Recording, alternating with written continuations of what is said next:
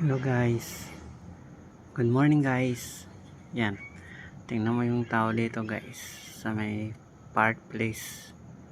Yan guys, yan, sobrang kalasingan guys. Binabalang kanina ng tricycle. Lasing na lasing dyan, nilagay ng binaba. Yan o,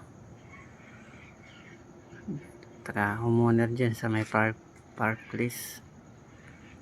Yan, lasing na lasing guys.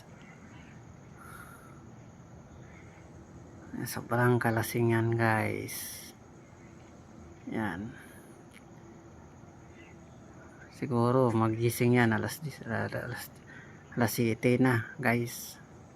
Yan, sobrang kalasingan guys. Oh, nakakahiya guys. Yan, nakahiga sa dyan sa may harap ng guardhouse ng park place. Yan guys, yan, kung sinong nakakilala ng tao niyan sa alam ng sa division yan. Yan, kung sino kakilala ng pamilya yan, pakikuha na lang. Yan, sige guys, dito naman tayo guys. Bye bye and God bless.